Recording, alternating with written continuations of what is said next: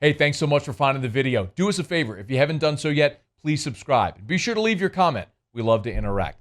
Enjoy the video.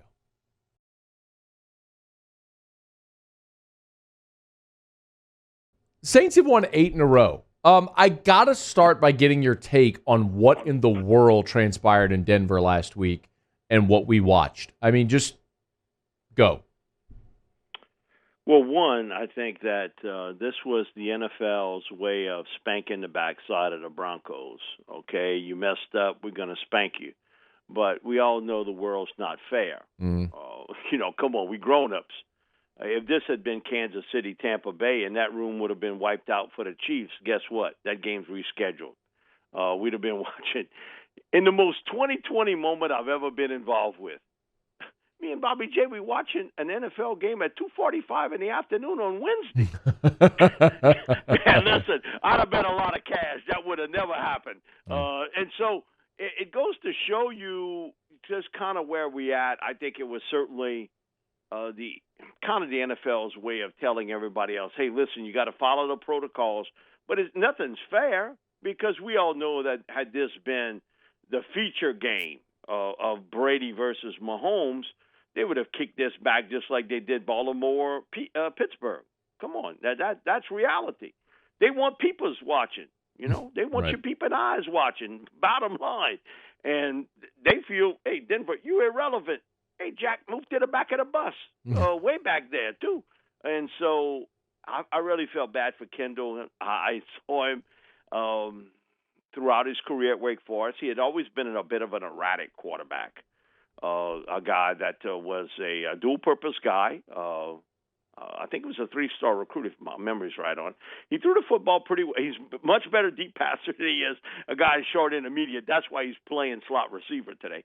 And you put him in a bad spot. He had no chance, absolutely zero chance in that football game. And so Saints defense took over, and they did what they've done the last few weeks. They've played dominant football. But the other part about it is, Sean told us Monday night on the coaches show, hey, listen, I changed the game plan overnight. I switched it around. We're just trying to come out of there with a W, and it became much more of a run-heavy offense. But what Sean is not telling you is the fact that over the last few weeks, this football team has been a run-heavy offense, which I love. And I made that comment before. Yep. You 82-4 when you rush your football 30 times or more in a game. Now, a lot of them, they chuckle with that. It's the after effects of winning the game. That's a bunch of horse hockey. They physically got after the Broncos. They didn't have nobody on defense with COVID. That's the way I look at it. They didn't have nobody on there that was hurting. And they rushed your football 44 times in that game. The week before against the Falcons, they rushed your football 36 times. San Francisco, in which the game was fairly tight for, 2.5, 3 quarters, they rushed your football 30 times. Against the Buccaneers, which was a blowout, they rushed your football 37 times. In a field goal game against the Panthers, they ran the football 29 times. So I guess that's the after effects of the big lead when you almost tie the game with a record-breaking field goal. And against the Bears in overtime, you ran it 30 times. Matt, there is something about it that I know from an analytical standpoint they don't quite catch. But the physicality of somebody kind of wearing you out with body blows, running the football, is still very effective in this league. It has its place and will always have its place. Yes, you need a signature quarterback. But, man, if I got a running game and I can beat you up, come the end of that third quarter and fourth quarter, Jack, you don't want no part of tackling anybody.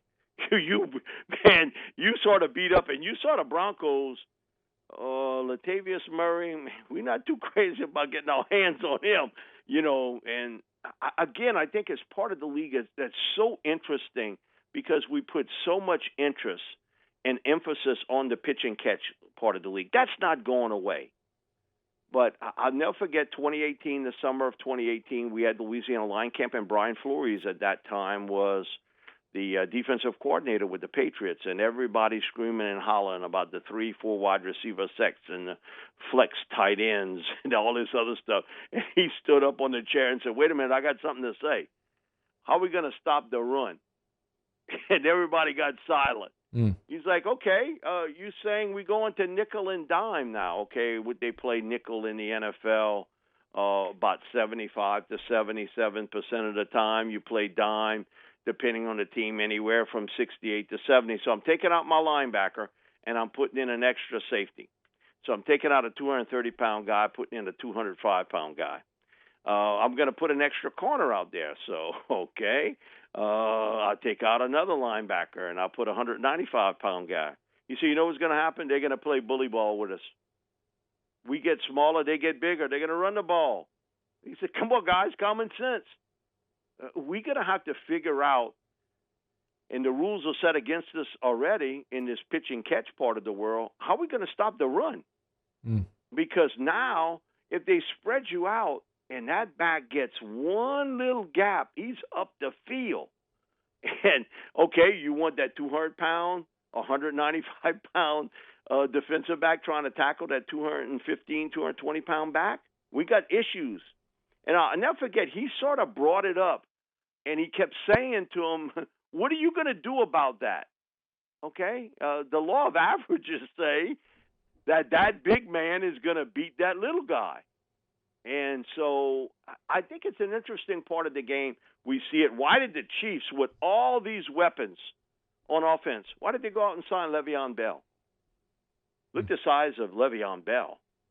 You know, he ain't small by any stretch of the imagination to team up with Clyde. Matt, it's a big part of why they're winning, certainly defensively, and what they've been able to do to stop the run. And, you know, I told you this a couple of weeks ago. It was something Ryan Nielsen told me. He's at all-out camps, and he's like, "Hey, before you ask me anything about a pass rush, you make damn sure we stop the run. That's the first question." Okay? He said, "Don't ask me anything about pass rush early." And look, the unprecedented run this football team has had in not giving up 100 yards to a rusher. Yep. And they broke the modern-day record last week. Now, there's some that will say that the real record is the Browns of the 50s with 59. I'm going to say that there's a dispute on that. Only because the gentleman who was a backup quarterback and an assistant coach with the Cleveland Browns under Paul Brown, God bless him, he's in his 90s today, lives a stone's throw from me. And he said, "Mike, you would not believe how many backs ended up," because he said at that time, remember, that was not TV to watch every game. And the hash marks were a little bit different. The field looked a little different. And he said, "You wouldn't believe how many guys ended up with 98 and 99 yards." So I told him, I said, Joe, did you cook the books? He was like, "I ain't saying nothing." But he said, "I was an assistant at that time." He said, "Let me just say, if you go back and really look at those books, there was a lot of guys that ended up with 97, 98, 99 yards. And he said, okay, that was a guy gained 3 yards, the next guy gained 2 yards. He said, it's unbelievable. At the end of the day, this poor guy ended up with 98, 99. The other guy who had 30 ended up with 34. He was thrilled. Man, I didn't think I rushed for that. I did really well." But he said, that was Paul's way of trying to put that record where nobody was going to touch it. And at that time, the home team kept the books. Yeah. It was not a TV deal. The home team kept them. So, they saw a runner start to get hot, and he said how it got broke. It was the guy who broke the record rushed for like 130 yards that day. He said, we couldn't cook up 31 yards of numbers. He said there was just no way the slide rule would work on that. So it actually broke at 59. And actually, Paul wanted it to put it at 61 because he thought it would be remembered better at 61 than 59. Interesting. But, again, a lot of those records of the 50s, and and I get it because, like in baseball, it's a double and a triple and a home run and winning a game and stuff. And in basketball, okay, there was no 3-point shot, so you understood what a rebound was and a basket. But in football, running the ball, the difference between a 2-yard run and a 3-yard run, well, let's just say it was highly questionable. Yeah, interesting. And so he says, I will never say, even though I was on those teams as a player and a coach, I will never say they got that record of 59. That is so good. But he said, listen, we talk about it today, and he laughs. He said, man, I hear some of these people long for the days of the great media of the 50s and 60s giving you all this information. Mm-hmm. He said, Mike, no media member ever questioned me about the stats. Never. He said that, we handed out the stats, and he said, if you're playing the game and you had 101 yards or 99, at that time, man, I got 99 yards, and that was pretty good. And the other guy, he's got 32 yards, he got 34. Hey, I did pretty good today. So he said, again, that number 59, like he said, I'm not saying it was doctored, but it was, he always used to tell me, is that new math. What a difference a year makes, right? I mean, a year ago, this was just such an incredible event with LSU, Bama, and Tuscaloosa. And now it's the largest point spread in the last 50 years where LSU is an underdog by nearly 30 points. Mike, is there anywhere on the field where you think LSU has either an advantage or where they can match Alabama? The punting game, other than that, probably not. Yeah. That's it. Matt, it's just, talk about flip the script. I know Feldman wrote it, but this is the real life flip the script. Yeah. In 1 year and seeing what's happened. And, I was, on this show and others, man, I was singing it. I thought this was LSU's chance, last year. They had their chance, and it was just a great game to watch. And normally we would see this from an LSU team early on, man. Tua's out in the open field, and the ball pops out. Yeah. And then you got a punter. He looked like he froze. The ball comes out, LSU gets it, and then right at the half, Queen's interception. And you said, man, is this finally going to be the year? And I'm doing post-game TV at Channel 4 with Doug Mouton. And so Clyde scores at the end, and, man, I'm thrilled to death. Then I see Tua launch that damn pass, and I'm like, what the hell are you thinking of playing this coverage, with the lead?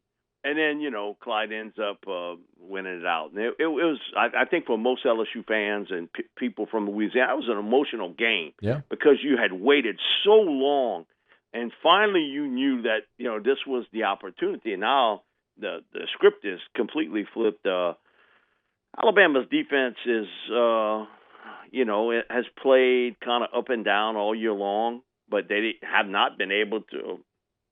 They really weren't a team that slammed the door on you on defense because they score so well. And if anybody has had the Joe Burrow moments, hasn't it been Mac Jones? Sure. Matt, he's the most improved football player in college football in a year. More than Trask? Because I knew Trask was good a year ago. I remember Coach O telling me, man, we had trouble with Trask. A lot of trouble with Trask. Now, I think you could have said that about Trask a year ago. That, man, he's one of the most improved players. But you got to see Trask play. He gave LSU problems for 3 quarters. Really did. And this year, man, you see the metamorphosis of Mac Jones and how well he's thrown the ball with a completion rate, that's just staggering at 76%. Only 3 interceptions, off of 227 passes. So, man, and Devontae is just playing great football. He's not your typical receiver. You don't get a lot out of him. He doesn't say much. Young man from a meet, but, man, is he a big-time player. He reminds me of a little smaller version of Reggie Wayne. That's who he looks like to me. He's that type of player, big play athlete. He's not He's not 180 pounds. I'm going to be honest with you. I mean, you'd have to put the brick in the pants, so to speak, to get him to 180. Because, he's in that one. That second number is definitely a 7 with Devontae. And I think the most underrated player on that team is Najee Harris. And I go back to last year when, Alabama is really suffering against LSU. And how'd they come back? It was Najee. It wasn't Tua throwing the football all over the place. Man, they started running the football with Najee Harris, and you were like, oh, my goodness.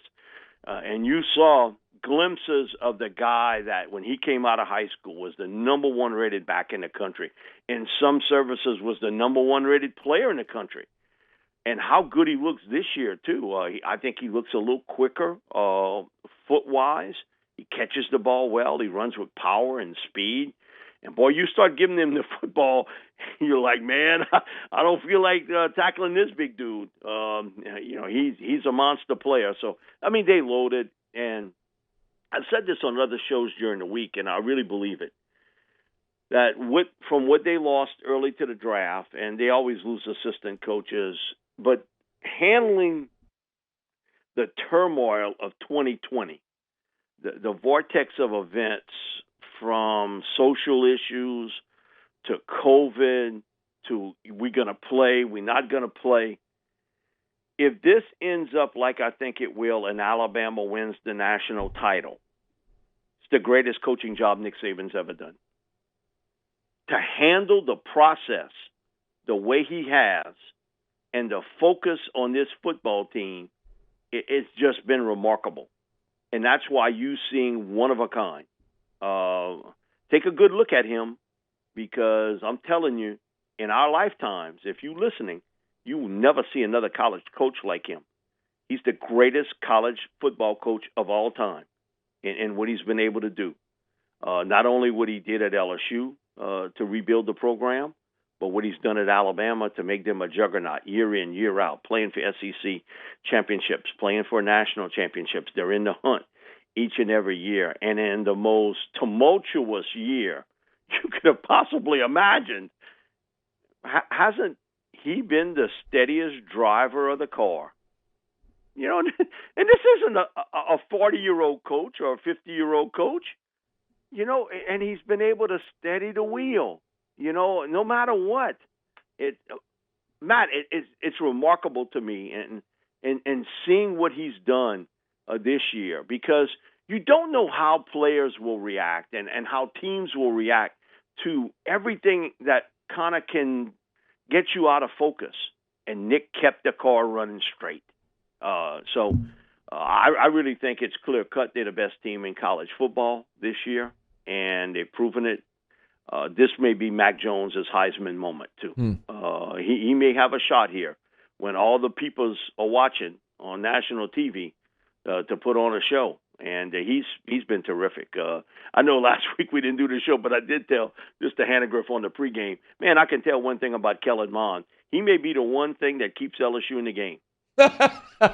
You'd be right. And I was right. Yeah. And I was right. Good gracious. For all the buildup about Mond, he reminds me of a guy that, pitching, the manager puts the ball in his glove and says, okay, kid, get out there and throw strikes. And after the first 3 or 4 pitches, you say, good God, let me call the bullpen. Hey, you better get somebody ready. Now, Jimbo's not going to do it, but, man, he was all over the board. And he had time to throw against LSU. Yeah. It wasn't that he was facing a horrific rush play after play. He was just missing. Man, that ain't going to happen with Mac Jones. I'm just telling you. He has played as well as any quarterback that I've seen this year. I've watched Zach Wilson, who's a different style player. He's tremendous also. Trask has been outstanding throwing the football. But Mac Jones has been the biggest surprise to me. A year ago, if I would have told you that he would be that type player, what we're seeing today, you'd have laughed at me and said, you got to be crazy. Now, if I'd have told you that about Trask, you'd have said, man, listen, he played LSU pretty well. Maybe so. But this guy has really taken it up a notch. And I think right now, for NFL teams picking in late 20s, 30s, he's a first-round pick player. So let's start with a very obvious one, which is, in what way do you think the Falcons defend Taysom Hill differently this go-round? Matt, before I answer that, Okay. I want to give a shout-out to something. Okay. Because 3 years ago, I took a picture with a guy after a game, and I had watched him work out at Camp Moolah. Ernest does an unbelievable job with workout players here on the Bayou, and Ernest is terrific with the young men. And I sent you a picture of me standing next to Maason I remember Smith from Terrebonne High School. That was 3 years ago. It was like he wasn't even 16 years old yet. And I'll let you tell the listening audience what you told me when I sent you that picture, because I explained this is Maason Smith, Terrebonne High School. You better keep his name in mind, because I probably I just watched him in a blue. game, and I ain't seen much. I ain't seen nobody like this on the Bayou. And for him to be named the top player in the country by Rivals, it's just remarkable. Young man from the Bayou, and just a gentle giant, a young man, very smart. I'm telling you, when he's going to go to LSU, and I'd be shocked if he didn't, okay, you and everybody else go enjoy talking to him. He is such a good guy. I mean, really, a smart young man, well-mannered, hard-working guy. Now, he's still a little bit of a work in progress as a technician, which all high school players are. But when you see this guy, when I sent you that picture, you were like, that's why I didn't make it in high school. Guys like that are why I didn't go play college football. Exactly. Mike, that guy, I remember when you said it and you sent it, and you sent it to me. I put it on the show. I was just looking for it on Twitter. I can't find it right now. But you came on this show that week and said he's going to be the best player ever to come out of the Bayou region. And that was a mouthful, man. And I mean, that was you said that 2-3 years ago, whenever it was. But lo and behold, here you go. You got the number one player in the country.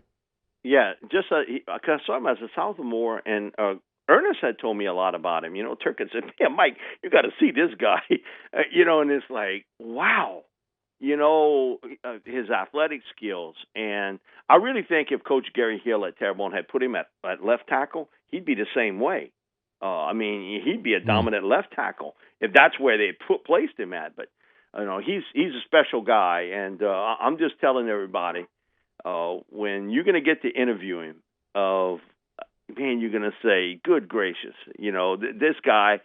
I told him he looks like Superman. He's like Clark Kent. He wears glasses, and he rarely raises his voice octave-wise. And he told me about a couple of incidents, guys maybe trying to kind of go low on him, and he cut that out real quick. But, when he is going to hit the weights and physically grow into that body, he's lost a lot of weight. At one time, I took a picture of him and I together, and he was like, "Who weighs more, you or I?" I was like, man, I took a good look at him. I said, right now it might be you. He was in the 320s. Wow. He's now down into the 280s. He wants to play defensive tackle. He wants to give that a shot. But, man, I got to give a shot. That's a remarkable achievement for a young man from this area of the country where you could drop a dime. It's not New Orleans, Baton Rouge, Shreveport, or whatever. I mean, it's talking about you in the Bayou country here, and for him to get that top ranking, he's worked it. And he's going to be a special player. And I saw it, and I had a lot of people in recruiting send me a deal about, "Man, are you sure? We have not heard nothing about this Maason Smith guy." But there was one here that knew about it, and that was I give her full credit because along with me saw it, and that was Julie Boudwin. Yeah, Julie spotted it. Well, it's not that difficult. I mean, my eyes aren't that bad. Julie's eyes are a lot younger, so to speak. Yeah. But one thing I can say is he's and we'll find out on signing day officially, and that'll. I think that'll be a big coup because for LSU they can't let a guy from the Bayou, from Ed's backyard, leave. You can't lose a guy like that. Yeah. And especially a big man. I can, if it's a receiver or a running back, I get it. But listen, this team needs big men They got to win again in the trenches, and Maason would certainly be a help in that area. Paul found the picture, so I was searching for it feverishly, but he found it, and there it is up on the screen right now for those watching. That's a picture of Mike. That was 3 years ago. That's 3 years ago. He's a head taller than you, Mike. I mean, and that you got the walk-ons Papa shot behind you in this picture. So, I mean, he is, as a high school sophomore, a head taller than Mike D right there. It's incredible, man. It's like Ed talking to TJ. Well, I don't know if he was talking to him, but whatever was coming out of his mouth. Right. Listen, no, Ed's a bigger man than me, and look how he's sort of looking up at TJ Finley, and so I know how he felt, so to speak. Mike, I got about 5 minutes or so in this segment. Let's talk a little Saints Falcons, and I was curious about how Atlanta maybe defends the Saints differently with Taysom for the second time in 3 weeks. Well, you got a little bit of film on him. I don't think a lot's going to change. I certainly the Saints are going to throw the football more than what they did against the Broncos, where they couldn't throw it less. So I think you're going to see that. One of the things is what's working. Why would you walk away from it? Why would you walk away from what's working here and you're playing power football? Well, hey, listen, the ball ain't that heavy. Keep running it. Now, I think you'll see a little bit more of Latavius Murray this time around because of the fact, Sean's not going to say it, but it's obvious that the foot injury with Alvin Kamara, you're trying to get him healthy. And I think that's a big part of down the stretch. The Falcons, I was shocked. I'm watching the Saints, and I'm seeing these scores come up about what's going on with them in Las Vegas, and I'm like, what happened here? And then you find out about all the turnovers and 11 penalties. And every time the Falcons win, doesn't Debo Jones make a big play? Seems like it. It's almost like every game. So they got help there. But if the Falcons, if Matt Ryan doesn't play well, then Atlanta's got zero chance to play. And I'll give you a number that I posted on Twitter back on the 22nd after they played. But since 2015, the Saints and the Falcons have played 11 times. The Saints have won 7 of those games. In the 7 wins, the Saints defense has recorded 36 quarterback sacks. Jeez. In the 7 wins, 36 quarterback sacks. You know how many they got in the 4 losses to Atlanta? 5. Not surprised. So that tells you, I think if you can get pressure, that they don't run the football nearly as well as they did. One thing I'll give Shanahan, when he was there, man, they ran the football well. And Devontae was a big part of that. He was a pain in the butt every time the Saints played him. Yep. And Sean with that choking sign toward Devontae, man, keep your hands in your pocket. Freeman's a guy that was sort of beating you. But that, I think, plays a big part, pressure. And how they use them. I don't think the Saints are going to get away from the game plan of playing power football and trying to get Mike Thomas much more involved in the offense. And I think the other part of it, and we've talked about this almost since they started practice, Adam Troutman. And I told you then, it's very reminiscent to me of what happened with Jimmy. Yep. When Jimmy Graham was there. When Jimmy didn't start out quick with the Saints. That was a little bit of a learning process. But by midseason, you started to see Graham play a little bit more. By the end of the year, he was a big part of the Saints' offense. Now you're starting to see Troutman getting a lot more playing time. Listen, he's difficult to overthrow. He's a big man downfield. And the Saints' offensive line has really been the story again, no matter what has happened. And they lost the left side, with Armstead with the COVID issue, and then certainly the concussion. And now, Marcus Davenport's dealing with a concussion issue, so most likely he won't play. But, you're getting Pete back. I think that's where they've won. It's not a sexy thing to talk about the line play, but I do think that has been a huge part of their success, is being able to play physical football and run it effectively.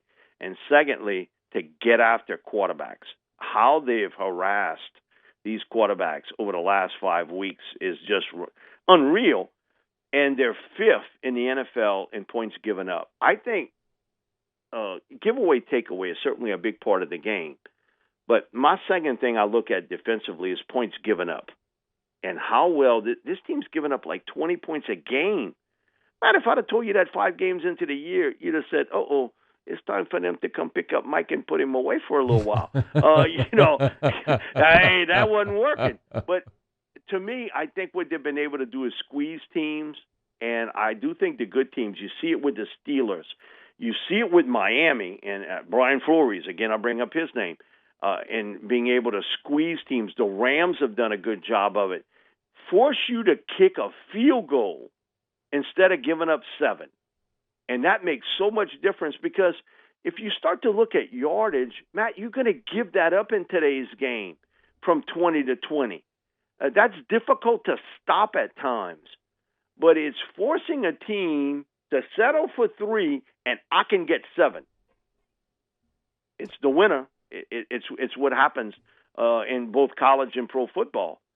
Being able to squeeze you in that really good red zone defense. And just look at points allowed. The Saints now are 5th in the NFL. No. Man, that's a remarkable change of what we saw early in the season. So I think you're going to see a lot of the same. But I think the two things that you'll see a little bit more of Latavius Murray running the football, and I think more of Adam Troutman being involved in the passing game. He's a good blocker, too, really good blocker. All right, let's get LSU Bama out of the way. I'm going to go 49-17 Alabama. All right. LSU, a big loser, I think, as we're all expecting. Saints, Mike, I'm a little leery, man. It's 2 games in 3 weeks. I don't know, man. What do you think? I'm going to go Saints here, 23-16. All right. I think it's in the margin there. But I just think the Saints are playing so well on defense. Their special teams have played extremely well.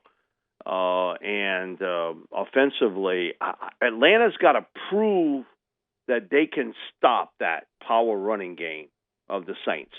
They were clueless. Yeah. I mean, a couple of weeks ago, they had defenders just standing and watching.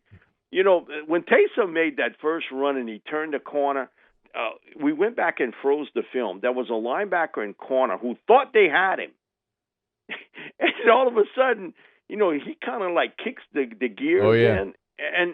And you just saw them sort of look at one another like, what happened? What happened? Because they thought, he'd get pushed out of bounds, and he just turned the corner. I think the Saints, in a low-scoring game, ends up winning this, and I'm going to go 23-16. Again, the Falcons have had some difficulties when pressure's applied. Those numbers I gave you don't lie. And so for the Saints, it's all about putting Matt Ryan on his backside, or in the game 2 weeks ago, he felt phantom pressure. Sometimes there wasn't even a Saints player around him, and he was throwing the football off. And you start to almost like feel it. Mm-hmm. Going to the Manning camp, I hear it from the young quarterbacks. Man, they had talked to me one time about Arden Key that in one game against Mississippi State.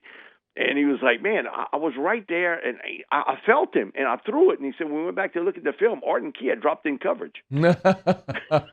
Hey, Mike, so you got it in your head. If that's the game that was in Baton Rouge, Arden Key had a walk-off strip sack in that game where it looked like State might come back and win it. I mean, he was a terror in that ball game. Yeah, and so it gets in your head. And just remember the games Cam Jordan has had. Oh, yeah. Man, if he played Atlanta 16 games, he'd be in the NFL Hall of Fame today. And Trey Hendrickson going up against McGarry, man, he beat him like he stole something from him as a kid.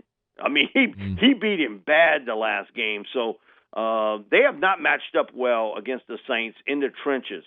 Now, last year in the Dome they did and really put a good whipping on the Saints. But that has been an issue. And can Atlanta get any pressure on Taysom? I've seen no edge pressure from the Falcons at all. Now, Grady Jarrett's a different story in the middle, but edge pressure, they've gotten little to none all year long.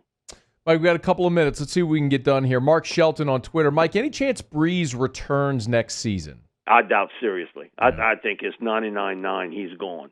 Matt Plavidal asks Mike, Brian Thomas from Walker, Bama or LSU? I think he's out of state. Yeah, I agree. Lock13 says, Mike D, does Derek Stingley get revenge against Bama this week? Revenge, like Mac Jones don't throw the ball in his area? Something like that. Yeah. Listen, Mac's not as make a dumb comment like with Kellen Mond. Oh, I ain't scared of Derek Stingley. Yeah, you ain't scared, all right. You fortunate you came out of there with a W is all I can tell you. No, Mac Jones is a smarter player than him. I'm interested to see how they play Devontae, because do they stick Stingley on him all game long? And because if I don't see Stingley on Devontae, that's where I'm going downfield.